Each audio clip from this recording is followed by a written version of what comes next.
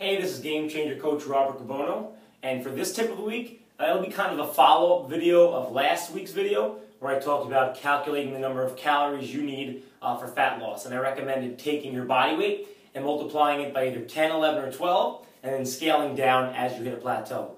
And I specifically mentioned that if you get to a point where your total calorie intake is your body weight times 8, and you were sticking to that and you still weren't losing body fat, that it was then time to see whether it be an endocrinologist or some kind of doctor to make sure that nothing is going on hormonally or whatever the case that could be interrupting your fat loss aside from your food intake.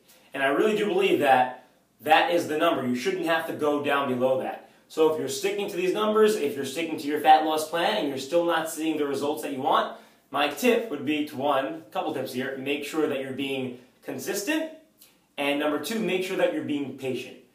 Consistency is going to be huge. So if you're following with your plan 5 or 6 days a week and you have a day where you're not so on target, that's going to throw things off. So you have to take that into account. Also take into account that you're probably going to need to wait 10 days, maybe 2 weeks, maybe even longer to make sure that you're going to see the results from what you're sticking to. Because you might be holding on to some water weight for whatever reasons, due to stress, due to whatever the case. If you're a woman, your menstrual cycle is going to play a part in that. So be patient. Take a couple of weeks before you make any decisions if you have to make any changes. Because things like water weight and other halts in body fat dropping due to stress are only temporary.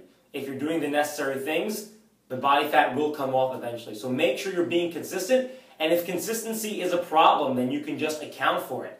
Eat less during the week, of course, structure it out, and allow yourself more a day or two on the weekend. But that should be structured out as well to make sure that the overall balance, the overall weekly total, is hitting that 10, 11, or 12 multiplier.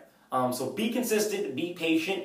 If you're doing that, then I really do think you'll reach your fat loss goals. And yeah, you're going to have to eat less than you want to eat, but probably not as crazy low as you might think. I'm Game Changer Coach Rob Riccobono, and we will talk to you next time.